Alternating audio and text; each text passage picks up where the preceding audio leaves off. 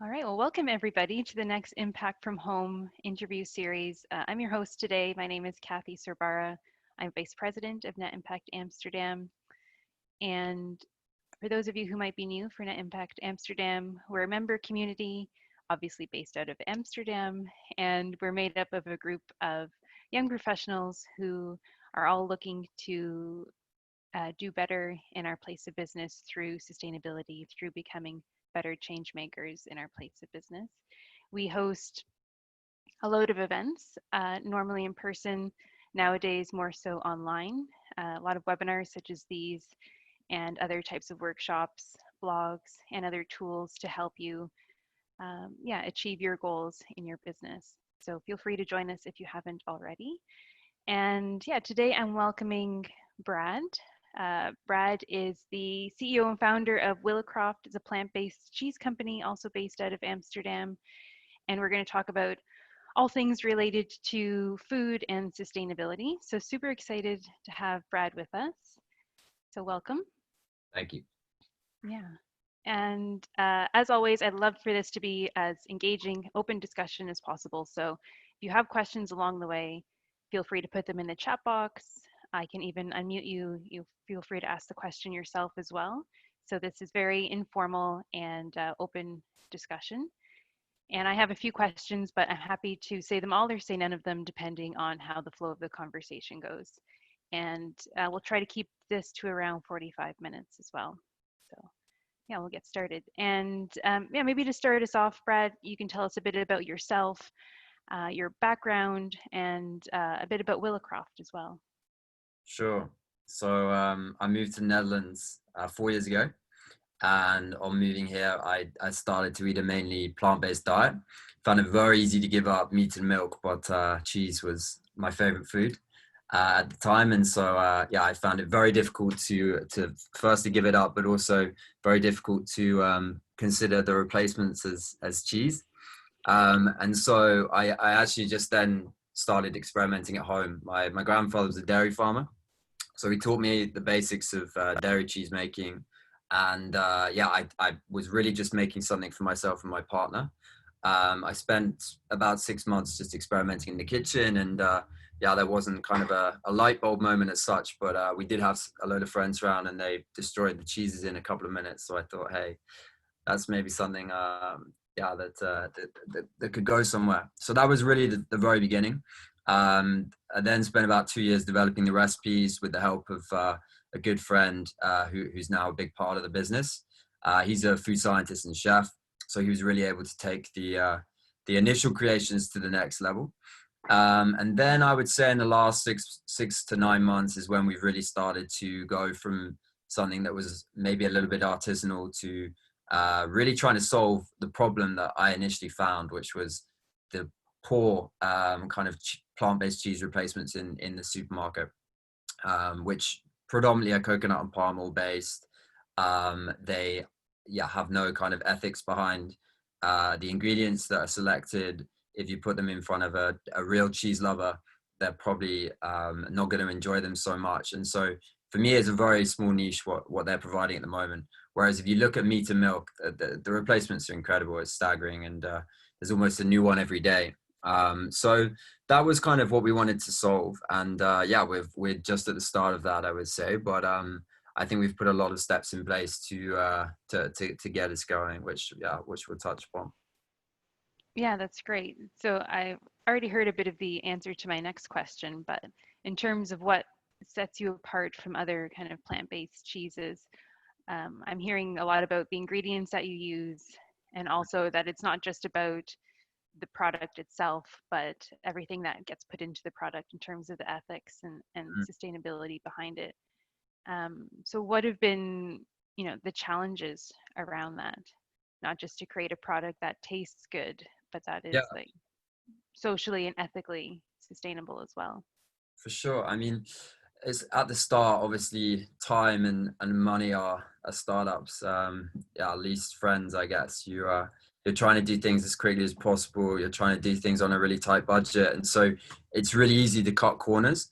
But actually, if you don't put certain steps in place early on, it's only going to come back and bite you later on. If you do then want to become or if you do want to change tack, if you do want to become more responsible. So we were really fortunate because we went on an accelerator with Impact Hub early on, and that really showed us how important it was to have a real understanding of our actual tangible figures behind our impact and our emissions. So things like LCAs are things that we've built into our development process from quite an early age. So, for example, we started making cheeses from cashews, but we're now switching all new cheeses onto beans. And that's a decision that we made purely basically because of the footprint of the cashew in comparison to the bean, and also looking at how that compared to the dairy cheeses that we were replacing.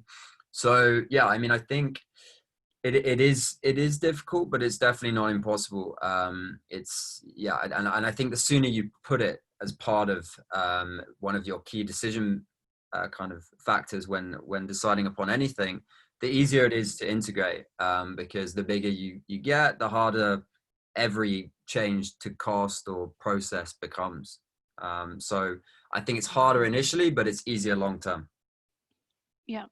And so it sounds like when you mentioned kind of going from cashew to bean, Yeah. that was a big kind of supply chain decision for you. Was it the fact that where the cashews were being transported from, or actually getting the cashew nut in a form that was ready for the cheese itself? Like I think I seem to remember there being a lot of washing and transporting involved in that. Yeah, I mean, the global transport system is actually remarkably efficient. Like Mm. tanker transports are pretty good. The main thing with cashews is the processing. So every cashew has a shell. It needs to be processed by a machine for it to be efficient. A lot of cashews are processed by hand, and they're often produced in West Africa, sent to India or Vietnam to be shelled, and then sent back to West Africa and then on to the buyer, which is crazy. So we source really well as kind of ethical and sustainable as can be with our cashews. There's a group of really small farmers. A lot of the workers are female, which in that region is quite something. There's very few jobs for women in that area. The farm, we can trace all of the cashews to the farms. They're regeneratively grown. So this is about as responsible as we could be, but we still found that it was only 2.5 times less CO2 that our fondue, for example, was producing in comparison to a dairy fondue. We then did the maths on what that would be if we got locally sourced Dutch white beans, which actually are more nutritious and also have a way lower footprint. And we haven't plugged in the final LCA, but it came out at 15 times less CO2 Wow. to the dairy cheese. So the difference was huge. And so that was quite painful early on finding that out, because you start a plant-based project, you're like, okay, great, we're doing something better for the environment. But then until you look at how much better, you can't really necessarily say that that you are doing good. Doing better than or doing less than something is not the kind of end point for us. We want to be as good as we can be, and we in time want to be net positive across every section of the business. So you can only do that when you have figures, because until you see the numbers, you're guessing. And how's the reaction been in terms of other players in the market for this type of thing? So for example, you mentioned, and we've seen in Albert Heijn, there's so many of these products available now, but they're mostly coconut based, and you don't know what the footprint is behind that. But maybe it's a lot less expensive for them to produce that product versus going into the amount of like thought and detail that you're doing to put into your product. So are you seeing more change in terms of people being asked to produce those figures, and also from like a consumer perspective, people looking for those figures on these products rather than just saying, okay, this is vegan, there go, I'm going to buy it, it's going to be better? So it's quite interesting when we speak to buyers at the moment. There's a big kind of hysteria around coconut oil, and I think there's a few stories coming in a similar fashion to how they broke about palm oil a few years ago. And it's basically because coconut oil and palm oil, they're basically planted in linear monocrop systems. They deforest big parts of the rainforest in certain tropical places, and there's no diversity when these crops are grown. So it's not that it's nutritionally a bad crop, it's just anything that's overproduced, overused is inevitably not very good for the planet. Now we do use a little bit of coconut oil in our cheeses, but we're talking 2 to 3% as opposed to someone like or some of these coconut and palm oil cheeses that are say 60 to 70%. So there's a very kind of different situation, I think. So yeah, we're definitely hearing a lot about that. But I think another really important thing about the coconut and palm oil bases is it's not cheese, because you're basically just putting something in a blender, and at the end of it you get a something that resembles cheese in terms of how it melts and looks, but the process is very dissimilar. So when we make cheese, we start by making a milk, just as you would with a dairy cheese. Obviously, we don't have casein as part of the recipe, so that is something which we have to replicate with certain stabilizers and binding agents. But we start with the milk, then we add the binding agents, and then we're creating the flavor. So we're adding fermentation processes. So some of them are cultures we make ourselves, some of them are through things like yeast and miso paste. It really depends on the strength of flavor that we're trying to generate. So we kind of are trying to respect the process of cheese making, but obviously knowing full well it's still a different process and a different different ingredient. But I think to go back to your question, change is definitely afoot. I mean, we hear talk about ingredients a lot, but I think the bulk of consumers still don't really fully care about what's going into their food. I think actually the most important film that's come out in the last few years was Game Changers, because it got the individual to think about me, how does this affect me as an individual. And unfortunately, human beings, we are a little bit selfish at times, and I think that hit on many other notes that other environmental films didn't, because when you see fires in the Amazon, when you see fires in California and the glaciers melting, it's very hard for us to comprehend that, because our brains are trained to pick up immediate danger. So Game Changers showed an immediate threat to the individual. And that's why I think that was the most important documentary of recent times. And actually, if you guys haven't seen it already, there's a brilliant documentary about, it's about soil and regenerative farming. It's just come out on Netflix. Can you remember the name, Cathy? I remember that Jason Mraz was in it, and that's why it came across my head, but I don't remember now. Well, they do a lot of linking again back to the individual and the health of the soil and how that feeds into your diet. And I think it was really smart to make that learning, because not everyone is just empowered by saving the planet, for example. So we need to tackle it in different ways. It's a fascinating, I think, well, exactly, multiple angles and the social science behind it. So not just the actual data, that we need to figure out that people will be triggered by different things. And so we have to look at it at so many different levels. Exactly. And, Hans makes a good point about in the chat box about incentives for revenue and reward companies that do good. And that's something else that should be done, and that's not done enough at the moment as well. There are some good conversations starting with that actually at the moment. So we're part of a couple of groups, and we're definitely not leading this at all. It's definitely other organizations that must get the credit, but they're speaking now with the local and national government about some kind of tax. So a few years ago, they decided to make the tax of vegetables 9%, the same as all the other foods, but they're really reconsidering that at the moment, maybe dropping the tax entirely. And also there is a lot of talk about a potential meat tax as well. So I think these are important parts of the conversation, because people always say vote with your wallet, and I think the same kind of applies with this. You kind of have to, I think, to a certain extent, force people into realizing the full effect. There was a supermarket in Germany the other day, and they introduced true cost accounting across every single product.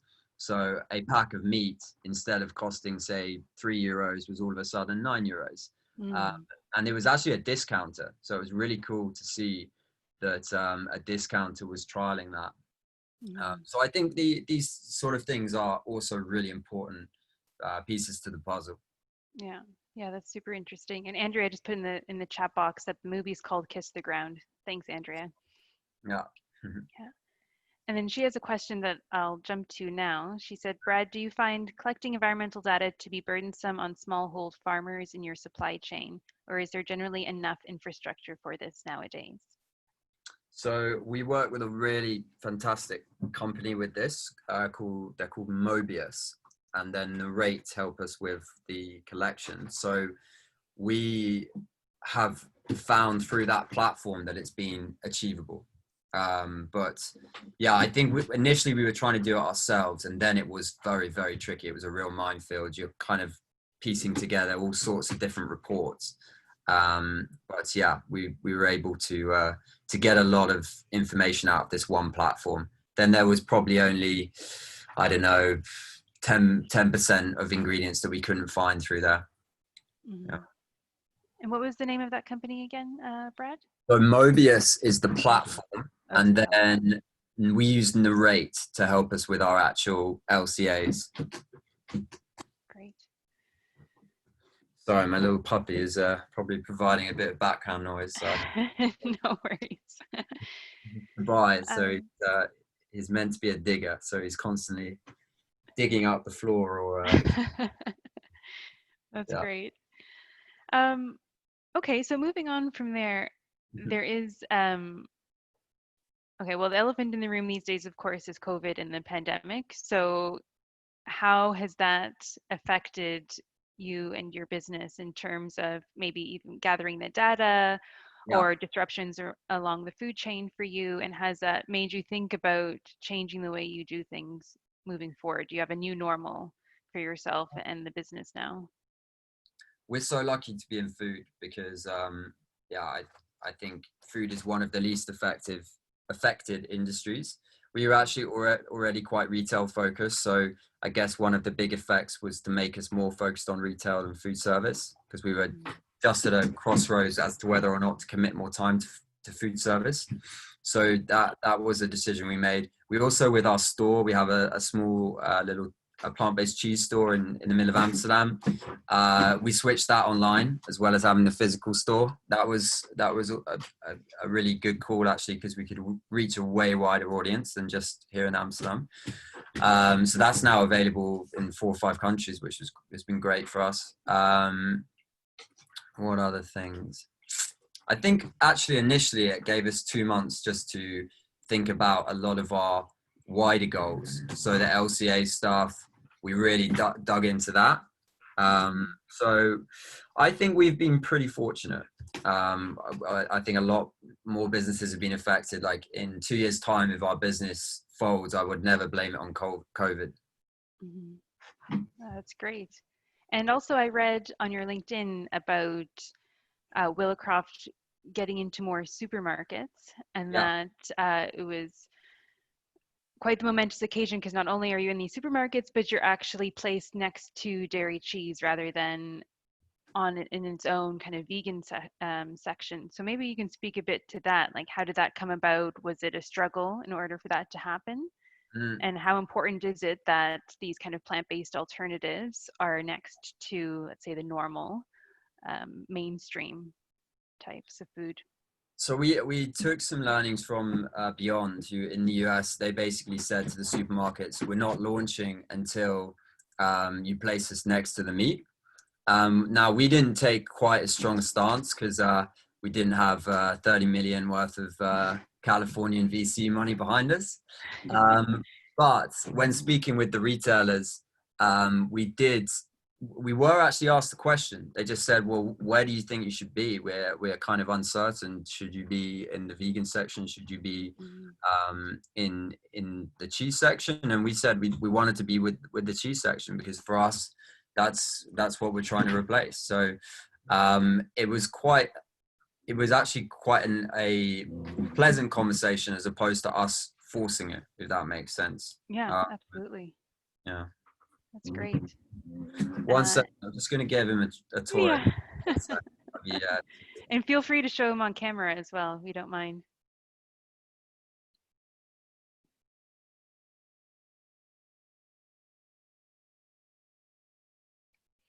And yeah, keep your questions coming as well.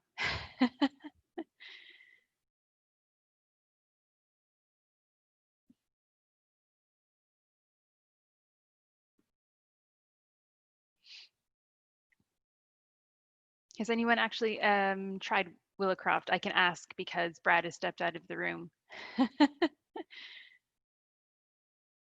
I've gone to the store in Amsterdam and I definitely highly recommend it, or checking it out online.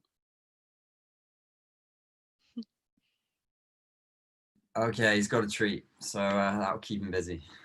Great. So I have a question from Kirti that I'll ask now. She says, with cheese being a product typically known for limited shelf life, I have two questions. How do plant-based cheeses compare to dairy cheeses for shelf life, and how do you approach food waste at Willicroft? That's a great question. Cool. So there's yeah, I mean, it's kind of similar with all food in the sense that the harder the cheese, the longer the shelf life. Also, the drier, the good as well. But we have two ways in which we increase shelf life. So one is just through sealing. It's very simple. We don't manipulate the atmosphere, but we always make sure the seal is right close to the top of the product, so there's very little air flowing through. And then also, we don't pasteurize our cheeses, but we do heat a lot of the recipes before finalizing them. So 80 degrees is the most common temperature. That kills a lot of the bacteria. So those are the two techniques. And our cheeses range from 60 days to 180 days in shelf life, which is enough for supermarkets. Like 60 days would be the minimum, because across the chain that those days quite quickly fall. Like if we have 60 days out of the factory, when it gets to the distributor, it needs to have minimum 45. When it gets to the supermarket, minimum 30, and then they've only got 2 weeks to sell it, and then the customer needs 2 weeks. So it's crazy how that time can be lost. What was the second half of the question? Sorry. Food waste. Food waste. Yeah. So actually, we only have one waste stream from our ingredients. And we basically have made a mustard out of it. So we make our own culture for our fondue, and it's made up of a simple fermentation, which is called Rejuvelik. So it's water and quinoa, and you let the quinoa sprout over a number of days. And we used to get rid of the quinoa because we keep the liquid, which is the culture. But we actually thought, well, there must be something we can do with this, because it's not gone moldy at all. It's just sprouted. And of course, it's like the perfect texture for a mustard, because it's got those tiny little kind of grains. So we've made this kind of, it's in between a whole grain and a Dijon mustard. It's actually a good friend of mine who made the recipe, and it's delicious. It's a really nice addition to our cheeses. So yeah. Yeah, it's amazing. Waste. And then actually, if we have any waste in the store, any products, we always put them on Too Good To Go or those kind of platforms. Mm-hmm. Actually, we did an event a few weeks back because we had some extra fondue where we just did 3 different fondue dishes, which was super nice. So yeah, we always make sure that we take care of that. Perfect. Okay, we're getting lots of questions in now, so let me scroll, make sure I haven't missed anything. Rick asked, have you convinced any cheese connoisseurs? Well, I wouldn't call my dad a cheese connoisseur, but he's a cheese lover. He's the end goal. People always ask me, where do you want to be in 5 years' time? I just want him to be eating our cheeses. This is the simple answer, because if he is, then a lot of people will be. But yeah, we get a lot of people sometimes dragged into the store by a partner, or they get dragged along to a market or something, who are very, very skeptical. But yeah, I think when people try it, they're always really surprised. And yeah, I think the least you can do is try something, right? And I think then when someone actually experiences the taste, they're like, okay, wow, this is not what I expected. And what I love about Dutch people is they can go from being very skeptical, but then swallow their pride and really support something. In the UK, that never happens. So start with the view that you're not going to like something. You maintain that view, Yeah. regardless of how good something is. This is a good market for it, because people can be strong viewed, but they can also drop that view straight away. And yeah, we're really trying to go after those cheese connoisseurs. Like that is our kind of end goal. Because cheese is such a rich kind of decadent experience. It's you want to savor every bite. When I eat cheese, I really kind of pause to enjoy it. That shouldn't be not the case with the alternatives. Yeah, absolutely. And I can say that I've tasted most of the cheeses at Willicroft, and they're amazing. So the Parmesan is still my favorite. Um, Ryan asked, what is the biggest challenge to get your cheese into the big supermarket chains? Biggest challenge. So you have a really nice relationship with the buyer, and then in comes the person who does the deal, and and they don't care about the environment, they don't care about you, they don't care about anything other than every single cent to 3 decimal points. That's probably the biggest challenge with the supermarket. Also, I think going in solo as just one provider, that's really tricky as well, because a supermarket doesn't want to have hundreds, thousands of suppliers. They want to have 100 suppliers that they can order 30 products from each. So it's really easy for them to add another SKU to an existing supplier, but it's not easy for them to add a new supplier. They kind of want to avoid that. So if you can hop in with a distributor or something like that, it's a much easier way to get in. So in the UK, for example, we're working with an on-the-ground distributor in Belgium as well. And it makes it a lot smoother, because they're delivering to the supermarket every day. They have the relationship, they have the invoicing all set up. So I think that's the easiest way to go, definitely early on. Great. And I have another cheese related question. I like this angle. Are there any possibilities or opportunities with vegan cheese that aren't possible with regular cheese? So we talk about trying to make it as much as the regular as possible, but are there actually advantages of using the vegan product? Yeah, I think it's a lot healthier. I don't want to overhype the health, because actually when you're recreating cheese, you still need a lot of fat. Like fat is integral to the binding process, but you can change what type of fat. So dairy cheese tends to be saturated. We have a lot of healthy fats in our cheese. And I would say it's more nutritious. So we have some cheeses that are quite high in protein. We can also add things like B12, which is missing from a lot of plant-based diets. So we're looking at that at the moment, in making sure you get that component to your diet. So yeah, I think those are the main things. But one maybe thing to add to that is, for the next 5 years, we're probably going to be creating replicas of what's there, because at the moment people have a certain view of what cheese is. But what's quite exciting is, in a few years' time, we'll be able to take it to a different place. So I am looking forward to that as well, when we can move away from just making cheese and create something that is, something different. But I think for now we have to focus on giving people what they know. Yeah, that makes sense. Another question, are you working on a B Corp status? Yes.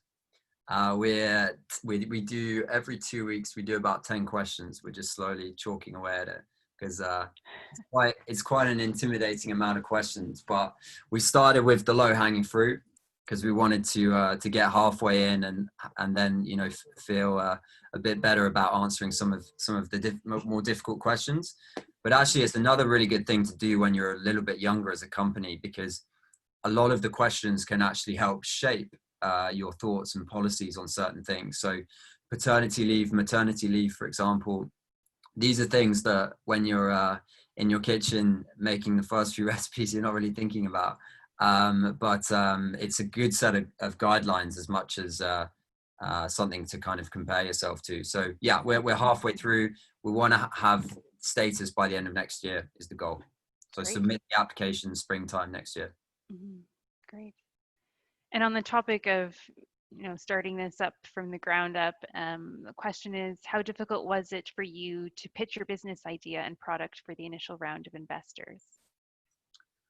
It happened quite organically through Impact Hub.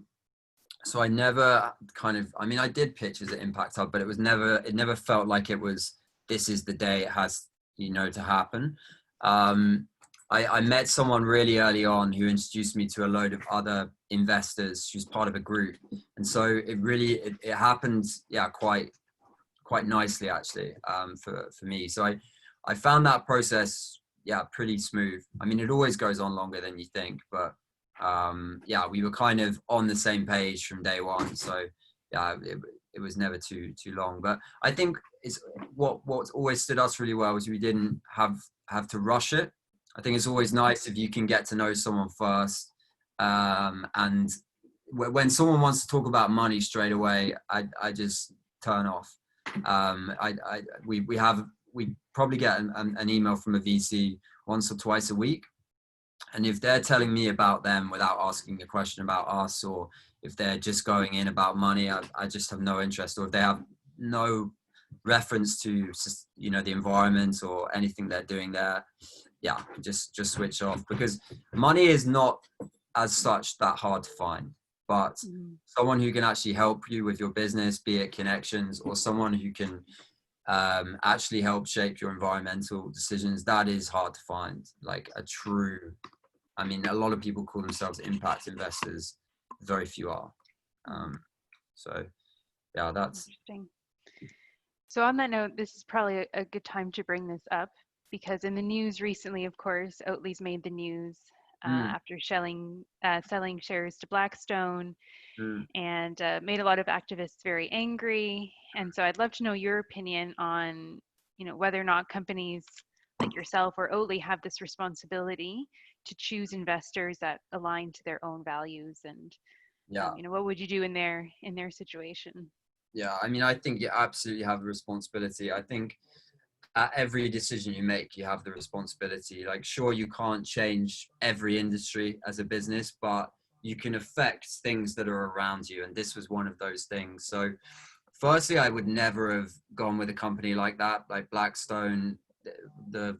What they have invested in the past and what they will probably keep investing in the future is, just incredibly destructive.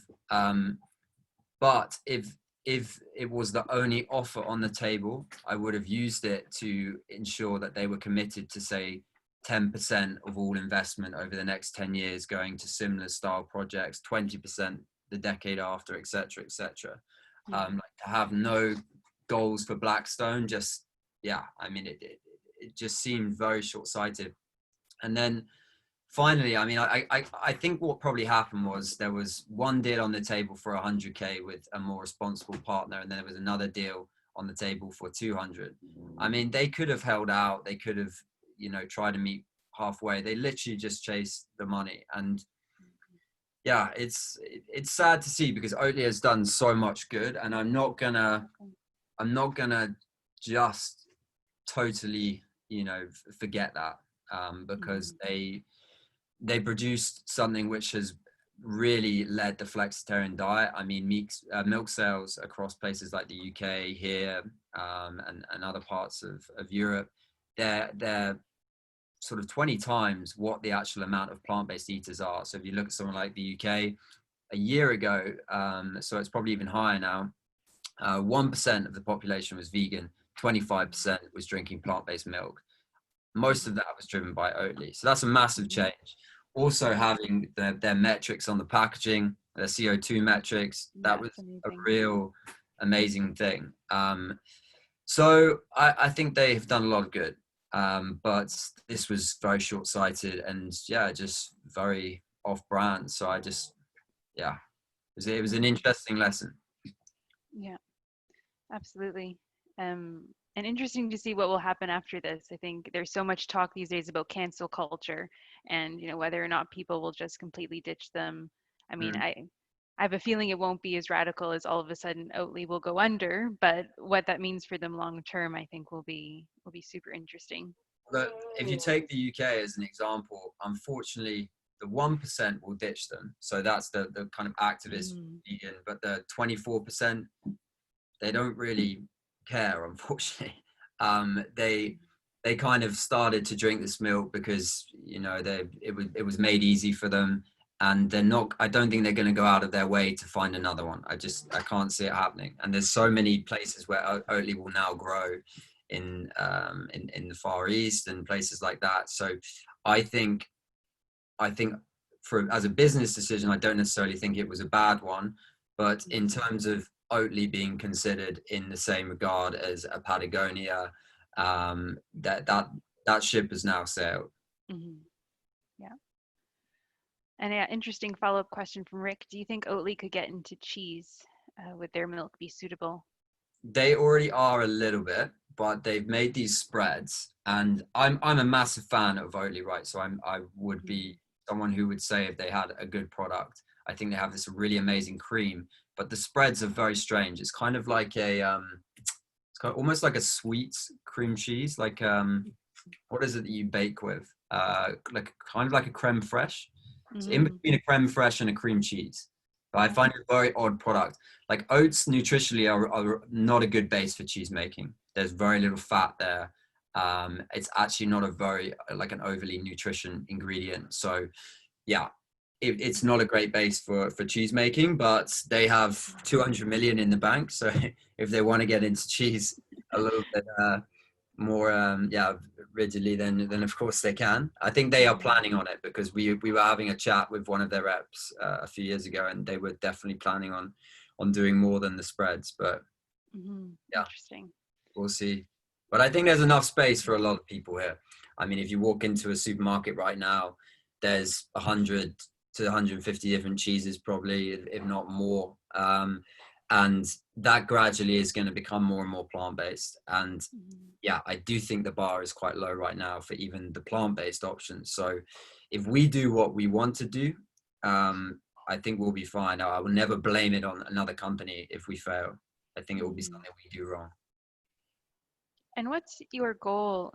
You know, how do you see kind of dairy farmers in the future with all of these plant-based Mm. food coming up and the competition that they face? I mean, obviously, you don't want to see anyone completely out of business, but how do you see them evolving Yeah. uh, to in this space? Yeah, I mean, my personal view is we need to work with the industry, not against it, because the more you vilify something, the more it tries to separate and yeah, kind of go against what you want to achieve. Like, there's Mhm, so much appetite for change within the dairy industry. Like, obviously, if you look at the real horrible corporate juggernauts, no, but on the ground there is. Like, we speak to a lot of farmers, and we're actually setting up a transitional farming project at the moment where we're planting our white beans on dairy land. So we have a bean farmer here in the Netherlands who's got all the expertise. He wants to add further fields and land. And this dairy farmer, they want to see if they can create another form of income. And if this goes well, then this can be a case study to show to other dairy farmers that they can make the switch. Because we've all seen the news, the government wants to cut the number of cattle in the next decade in half. But how are they doing that? So yeah, I think we can't just point fingers at the dairy industry. We need to help them, and I hope this is one of many solutions that they can use to have another form of income. mhm. Yeah, that's great. Another follow-up question from Rick. Are there big players like Cargill's working on competing products or looking to buy you? We've had a few messages from Unilever, and there's what's it, Cargill? There's a massive meat company in the US that is basically the Blackstone of meat. um, they have also been Tyson, exactly. Yeah, they keep asking us to go on this accelerator, and I've tried to politely explain to the guy that any connection to Tyson is not something that we can do, and I've had to tell him less politely that we don't want to do it now because he keeps badgering me. There's a lot of noise, but I've got no interest in any of these big corporations or big food companies. I want to work with dairy companies, but I want to do it not just our way, because it has to be a collective thing, but I think in the way in which we envisage it should go. So yeah, we will take on investment at certain points, but there are some really good people out there who have the right kind of openings and the right kind of money. So yeah, we will only take those decisions if it makes sense. And we're actually quite lean as a business because we don't have our own factory. We actually have, there he is. Is that screaming, Milo? Oh, there he goes. Yeah, we don't have a lot of fixed costs, and overheads. So we're about to launch all these supermarkets. We're in a really good place. We can grow sustainably, and actually a lot of these outsider projects like the transitional farming one can be supported by grant money. So yeah, we don't need the big guys coming anywhere near us. Yeah, that's amazing. And yeah, we're almost heading out of time, so I'm just going to check to see if there's any questions that I left that were in the chat box. Zubin asked, what brought you here to the Netherlands? Love. And also taking this step of starting a company. Yeah, my partner moved there. Yeah. We've been dating a very short time, but I thought we'd give it a go. She got it. We were living in New York, and I was working for a media company out there. We just decided quite last minute to come over. And I didn't have a job here. I just moved on a whim, and I had some interesting projects before, so I was able to find something here. But it was a bit of a shot in the dark, but a good one. Yeah, I'd say worked out pretty well. Yeah. So maybe to close, maybe you can reiterate to everybody how they can check out your products, where you're based in Amsterdam, where you are online, and you mentioned supermarkets as well in the future. Yeah, so I'll give you guys a little exclusive. On Monday, we'll be launching an Albert Heijn. So it's our first kind of big nationwide rollout. So that's going to be here and in Belgium as well, which is cool. Amazing. So it's obviously not every store. I think it's 100 stores total. But that's going to be a really big step for us. So we're looking forward to seeing it on shelf on Monday. And then the week after, we launch in Waitrose across the UK, which is a super partner, actually maybe even better than Albert Heijn, because it's just a beautiful store. It's a bit like Marked Waitrose, but it's much bigger in the UK. We also have this store in Amsterdam, which is open 6 days a week, and we actually sell a lot of other plant-based cheeses in there. So here in Amsterdam, we have some amazing artisanal producers outside of Willicroft. We're making delicious plant-based cheeses. I think there's kind of two types of plant-based cheese maker before kind of we came along. There's like the coconut guys, and then the more artisanal ones. And here in Amsterdam, we have amazing artisanal options. So there's lots to choose from there. But yeah, I think that's about it. Amazing. Well, thank you, Brad, and congratulations. Thanks. And so everyone can check that out. Oh, I do have one final question, very important. When do you think you'll be able to bring your cheese to Spain? Asked Diana. I'm actually speaking to someone in Spain at the moment. It's just a store in Madrid, but I don't know if they can ship it, but we're hoping next year that we're going to be in most major European countries. So I hope not too long. Great. All right. Thank you, Brad, for your time. I really appreciate it. And thank you, everybody, for taking part. Yeah, cool. All right. Take care. Have a nice Great. weekend. Have a great weekend. Bye bye. Bye-bye.